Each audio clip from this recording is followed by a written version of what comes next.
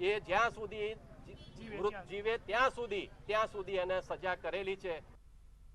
तो હવે જોઈએ નેટવર્ક 18 નું ખાસ કાર્યક્રમ ચૌપાલ, જેમાં નીતિન ગડકરી હાલમાં બોલી રહ્યા છે। उसमें चौपाल है करके आपको बता रहा हूँ कि ये जो गंदा पानी है जो टॉयलेट का है, सीवेज का है, तो हमारे यहाँ नागपुर शहर में हम उसको पिछले 6 साल से बेचते हैं रिसाइकलिंग करके गवर्नमेंट ऑफ महाराष्ट्र को।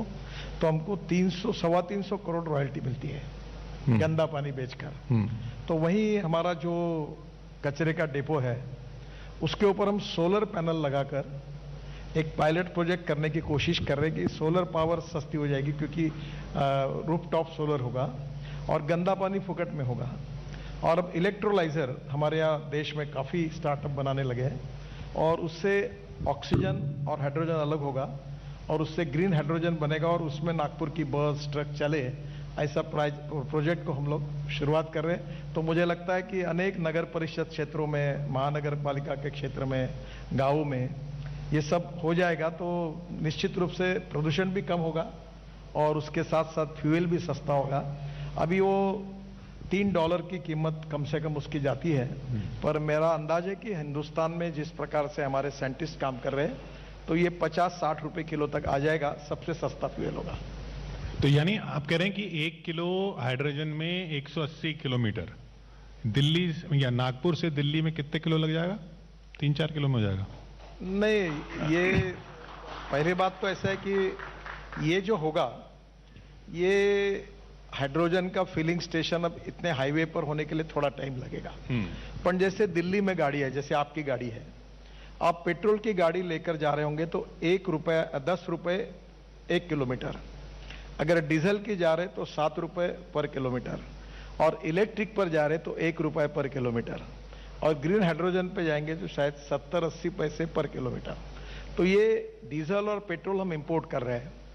और चौपाल में बताना चाहूंगा कि हमारी जो ट्रैक्टर है, ये जो परली जलाते हैं, तो अभी ऑलरेडी प्रोजेक्ट शुरू हो गए। ये 5 टन परली से 1 टन बायो LNG या बायो CNG तैयार होता है। और देश का पहला ट्रैक्टर मैंने अपने खुद का डीजल का ट्रैक्टर बायो CNG पे कन्वर्ट किया है।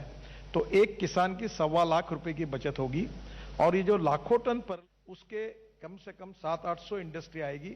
और यहाँ हम जो गैस इंपोर्ट करते हैं उसके बजाय हमारा किसान अब अन्नदाता नहीं ऊर्जादाता बनेगा और उसका इकोनॉमिक्स बदल जाएगा। ये सब सुनने में बहुत अच्छा लग रहा है। ये होगा, ये कब होगा? इसमें एक ही बात मैं आपको कह सकता हूं कि जो मैंने 7 साल में कहा है वो क्या नहीं हुआ, ऐसा एक भी बात आप मुझे बताइए।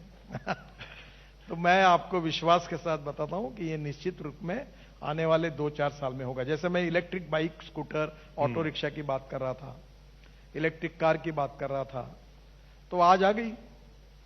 मैं अभी आपको बताता हूं कि निश्चित रूप से आने वाले 2 साल में हमारी पेट्रोल की कार, ऑटो रिक्शा और स्कूटर और इलेक्ट्रिक की कार, स्कूटर और ऑटो रिक्शा, तीनों की कीमत 2 साल के अंदर लगभग समान होगी।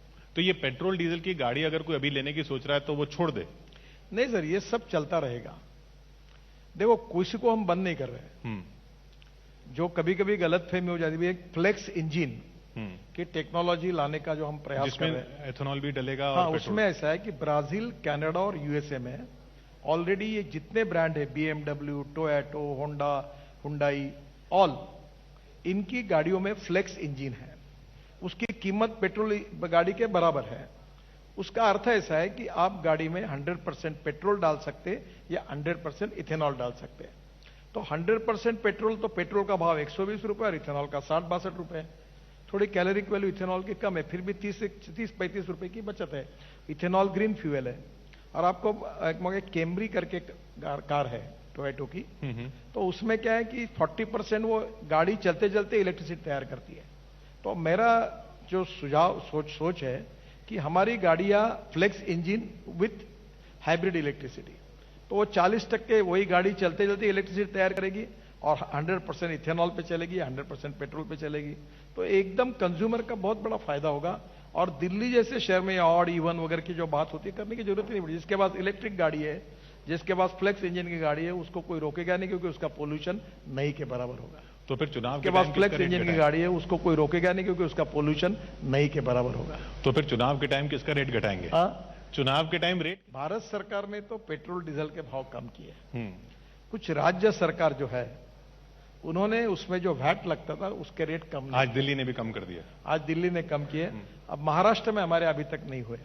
तो सब राज्यों ने अगर सभी लोगों ने अगर वो रेट कम कर दिए तो कम होंगे, पर import substitute, cost effective, pollution free और इंडिजिनियस, स्वदेशी और स्वावलंबन, जो महात्मा गांधी और पंडित दीनदयाल उपाध्याय कहते थे, वही मैं अक्सर बात कह रहा हूं कि चलो गांव की ओर, चौपाल की ओर, और इस देश के किसान को समृद्ध संपन्न बनाओ।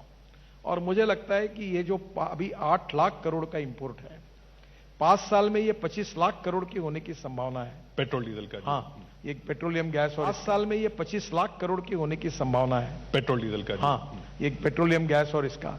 और ये अगर हमने 7-8-10 करोड़ भी बचाया तो ये पैसा जाएगा किसानों के घर में।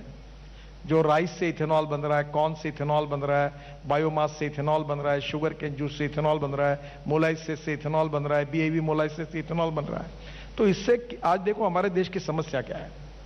आज आप चौपाल में हमारे ग्रामीण जनता की समस्या ये है कि हमारी एमएसपी से हमारी गेहूं, चावल, मक्का और शक्कर की कीमतें जो है कम है, एमएसपी ज्यादा है। हमारे देश में 350 लाख टन चावल हमारे पास पड़ा है स्टॉक में, और इसलिए अब हमको इसके लिए पिछले 2 साल में, हमने इस साल नहीं है, शक्कर हमने एक्सपोर्ट करने के लिए पिछले साल 6000 करोड़ सब्सिडी दी, उसके पहले साल पिछले साल में 4000 करोड़ दी। इस साल ब्राजील में ड्रॉट पड़ने के कारण शुगर के भाव अच्छे, तो अभी शुगर एक्सपोर्ट हो रही। तो surplus of food grain is our problem. तो ये जो diversification of agriculture towards energy and power होगा, इससे देश के कृषि ग्रामीण क्षेत्र का, यानी चौपाल पर बैठने वाले लोगों का आने वाले समय में भला होगा, यही मेरा विश्वास है। ये आपने जैसे टैक्स की बात की फ्यूल पे, उसमें लोगों का ये सवाल रहता है कि इनकम टैक्स की जब विज्ञापन आते हैं, वो कहते हैं हम इनकम टैक्स दीजिए सड़क बनेगी। जीएसटी का विज्ञापन आता है, जीएसटी दीजिए सड़क बनेगी।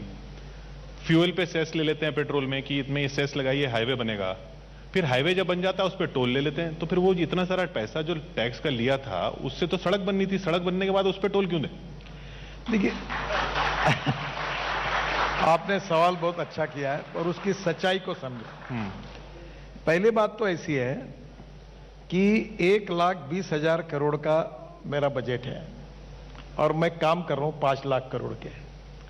अभी आपको एक उदाहरण बताता हूं, यहां से बहुत से लोग मेरठ से रिलेशन रखते होंगे और आप भी शायद ये रोड पे 16 लेन का रोड बना है, आप कभी गए होंगे। मेरठ से दिल्ली आने के लिए 4.5 घंटे लगते थे। अभी मुझे लोग मिले, मैं अभी जाने वाला हूं उद्घाटन करने के लिए उस रोड पर, तो मुझे लोग मिले कि वो रोड से अब हम 40 मिनट में आए, 45 मिनट में आए।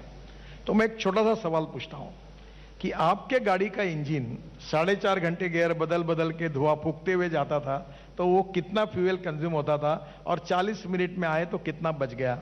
अगर रोड अच्छा बना, अभी हम लोग कर रहे हैं, दिल्ली से देहरादून 2 घंटे में, दिल्ली से हरिद्वार 2 घंटे में, दिल्ली से अमृतसर 4 घंटे में, दिल्ली से कटरा 6 घंटे में, दिल्ली से श्रीनगर 7 घंटे में, दिल्ली से मुंबई 12 घंटे में, और दिल्ली से जयपुर 2 घंटे में। ये मैं 2 साल के अंदर आपको एश्योर करता हूं। तो आपकी गाड़ी का इंजन ही कम चलेगा, तो जहां आपको 20-25 लीटर पेट्रोल के बजाय शायद 17 लीटर पेट्रोल पे 18 लीटर पेट्रोल, तो आपका 5 लीटर पेट्रोल की कॉस्ट कम होगी। સમાચારોમાં અત્યારે બસ આટલું જ। વધુ સમાચાર માટે આપ જોતા રહો ન્યૂઝ 18 ગુજરાતી। નમસ્કાર।